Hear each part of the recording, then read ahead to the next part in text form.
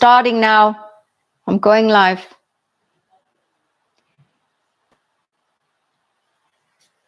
Hello and welcome to my live stream today. This is our first, I'm hoping, of many. And today I'm just going to be covering 3 quick tips to help with burnout and exhaustion. So to improve energy levels, whether you're pre or perimenopausal or postmenopausal, these can be phases in your life that you can be experiencing exhaustion. Yeah, because as busy women, busy ladies out there, looking after their families, looking after their jobs, perhaps even looking after their homes, their gardens, whatever it might be. And it could be that you're also looking after elderly parents or relatives. And so doing loads and being in that energy of constantly doing may, in fact, get you into a state of burnout. Yeah, because you're running on empty, you're running on little energy, but you're go, constantly doing for others and not really taking the time to pause, pause for yourselves. And really, this is when it's really important to start looking at, those little tips and tricks that you can start implementing right now, because it's very difficult for somebody who is used to, they're in the habit of constantly doing and not resting or taking the time for recovering themselves. So the first thing that I'm going to say is water, drinking good quality water. And it's not just, we're not talking about tap water, because if you're drinking tap water and you're trying to keep up water levels, i.e. your 8 cups or 1.5, 2 liters, whatever it is that you've targeted yourself to be drinking on a daily basis, then I've got some news for you. That tap water might actually be contributing to your exhaustion, your feelings of exhaustion, because that tap water is, in essence, killing the microbiome in your gut. So we talk about gut biome. I'm not going to go into too much detail about that in this video, but our gut biome is, in essence, the core element in building the enzymes, the neurotransmitters, and helping us feel better within ourselves, within our mental health, within our physical health. And so doing what we can to feed the good bacteria in our gut and avoid consuming anything that feeds the bad bacteria or kills off the good bacteria would be optimal. So in this case, making sure that the water you are consuming, the 8 glasses or 1.5 liters to 2 liters a day, is not just from the tap. And I'll tell you why. You've got things like fluoride and chlorine in tap water, which is there to clean the water, clean any bad bacteria. The only problem is fluoride and chlorine are not really meant to be in our guts, okay? And medical professionals know this, right? If you put fluoride or chlorine, if it ends up even in very small amounts in the gut, it will kill the good bacteria in our gut. So this will exacerbate issues in our health later. So things like boiling water might remove the chlorine and will In fact, it will remove chlorine because chlorine is got a lower boiling point than water. So chlorine will evaporate during the boiling process, but fluoride won't. Okay, fluoride will not, because it's got a higher boil point than water. So you cannot get rid of fluoride just by boiling it. Okay. The other thing that won't be removed by boiling it are heavy metals. So, in fact, if you boil it and you've got heavy metals in your water, um, the concentration of those heavy metals would be higher. Okay, so it's important to get yourself a good filter system, either like a sort of specialized carbon filter, and there's loads of them out there. I'm not here to promote anyone in particular. I'm just here to give you the information so that you can be aware that the water that you're drinking and you're being good about having this good habit, and keeping it up, every day. But what you might not be aware is if you're drinking the water from the tap, that is actually counterproductive and it may be contributing to the exhaustion and the low energy levels. Okay, so getting yourself a good quality water filter that removes the fluoride, removes the heavy metals. And you've got to bear in mind that a lot of towns and cities, the water that goes through the sanitation process then gets carried through piping systems.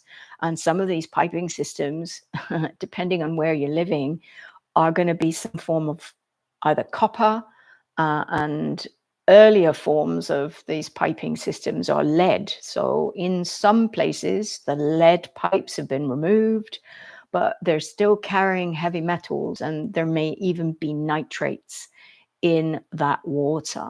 So all this stuff's really not the best for our health. So get yourself water filter system, either a little manual one, or you can look in terms of where your budget is and what you want to do with that, and make sure that the water is filtered, even the stuff that goes into your kettle to boil. Okay, so filtered water in the kettle for your teas and coffees and whatever it is that you use boiling water for. Okay, point one. Point two, add a pinch of either Celtic salt or Himalayan salt to your water bottle.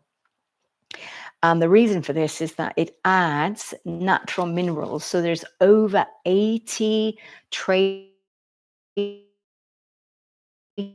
minerals in Celtic salts or Himalayan salt. And so this is not your table salt, that white bleached salt that you would find in packets or sachets. We're talking Celtic salt in its natural form is generally a fairly gray sort of color, and Himalayan rock salt in general is also known as pink salt. And so you will find there's trace minerals of things like magnesium, iron, calcium, and potassium, zinc, for example. So, and these are all needed for our body in order to maintain energy levels and good health. And the third one that I'm going to do for you today is magnesium oil spray. So for some of you who are already taking magnesium in the oral form, you're taking a supplement, tablet or capsule of magnesium, just bringing your awareness that the body will absorb between 30 and 40% of an oral form of magnesium, which leaves us still relatively deficient in this highly needed mineral. So magnesium is needed for over 600 chemical reactions in the body, for every system in our body, yeah, our circulatory system, our respiratory system, our nervous system, our immune system, endocrine, yeah, hormone system, muscles. So it's more than just for muscles and tendon health and joint health. It is needed for every aspect, including our digestion organs, our reproductive organs. They are needed for every system, right, in our bodies. So an easy way to try and top up that oral form of magnesium is to have a spray. And, and so if you can make your own, because I make my own magnesium spray. It's very simple. All you get is pure magnesium flakes, and you mix the equal amounts of magnesium flakes with equal amounts of water. So for example, 100 grams of magnesium flakes with 100 grams of filtered boiled water. You make sure it's dissolved in there. And then once it's dissolved, it will still be warm. So let it cool fully, and it will feel like a slightly greasy, clear liquid. And that's okay. That's perfect. So then what will happen after that is, as it cools down, allow it to fully cool down before you stick it in a little squirty bottle, and then you can spray it on yourself on a daily basis. After a shower is ideal because the pores are nice, wide and open. And so what you are then doing is that you're absorbing the magnesium transdermally, yeah, through the skin. It's the best way to absorb, and you'll get between 70 and 80% of your daily intake of magnesium, yeah, through your skin. So if you're then doing the oral magnesium and you're spraying on your skin, you will no longer be deficient in it. And of course, magnesium is needed to have better sleep. Yeah, it's needed for our nervous system. So that is an important element. I mean, there are other nutrients that are important for sleep, but magnesium is definitely top of the list. So if you can improve your water levels in terms of having clean water, your water absorption, this is what the pinch of salt is for. It helps your cells in your body, your brain, all your organs absorb the water, so you're not having to keep running to the toilet for a wee. And the magnesium spray will supplement your oral intake of magnesium so that you can get a better night's rest. And also, like I said, while you're resting, that is when you're healing, and therefore you can sort of cut into the catch-22 of not getting a good night's sleep and then waking up feeling tired or exhausted or not well rested. And that might help you to sort of put a break into that. If you have any questions or any concerns about some of what I've said, then feel free to come into the chat. I know there's somebody here with me now, so say hello and pop any questions that you might have with what I'm saying. So if not, then, pop any comments. I will reply to those for you.